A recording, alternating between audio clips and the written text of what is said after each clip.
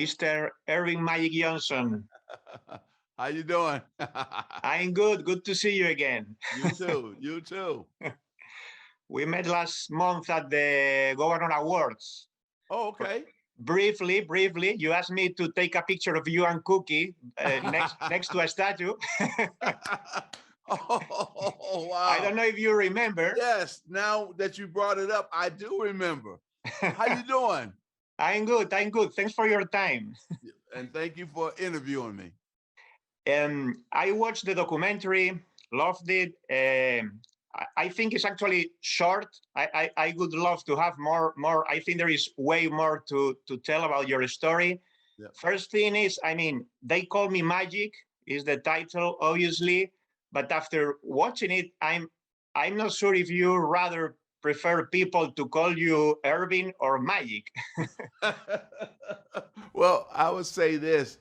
Earvin made magic and magic made Earvin, right? I think that they both go hand in hand. One can't live without the other. Magic was driven by winning basketball games and success. Loved the crowd. Loved people cheering for him. He's disciplined. He's flamboyant. Has charisma, and Earvin is completely opposite. He wants to get away from the crowds. He wants it quiet. He wants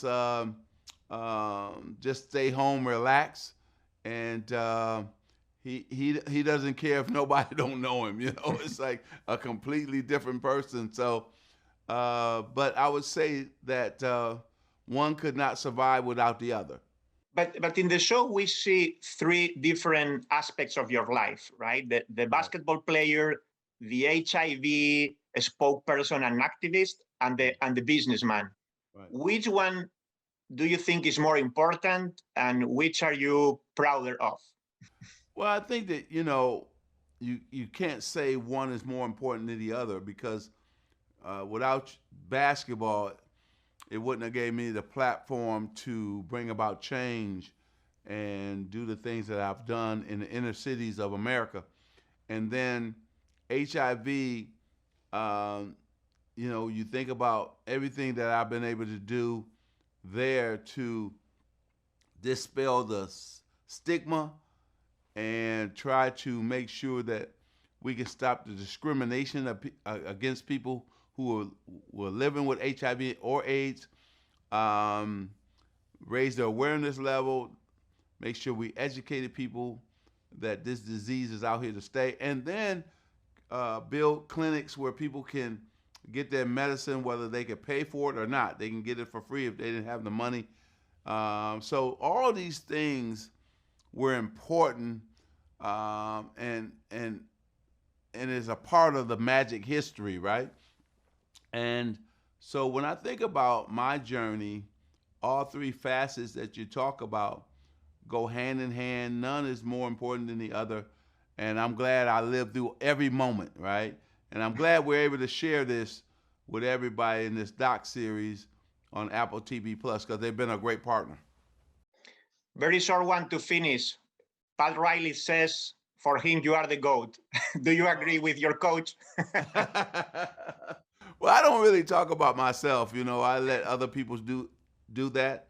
I thank Pat Riley not only for being a fantastic one, probably him and Phil Jackson are the greatest two coaches ever coached, but also too he was a great leader of men, and he influenced my life not only on the court but off the court, and he's even one of my best friends even today. So I admire Pat, I respect him and love him. And I'm happy that he thought that I would be in consideration with, some of the best that's ever played this game. So thank you, Pat. Thank you, Earvin. Do you play from time to time with friends for fun? I shoot around sometimes, and but I just don't have the time with running my company. I just don't have that much time to get out there and shoot anymore. And the next time, I'm going to take your picture, okay? So thank you for taking Cookie Eye picture. And well, she took a picture of both of us. That's right. Remember? I have that one. So I thank you so much. Remember when we took the picture, I said, now, come on, I got to take a picture with you because you took a picture of us. So thanks again. And Love good to that. see you. And I really, your wife is amazing. Thank you.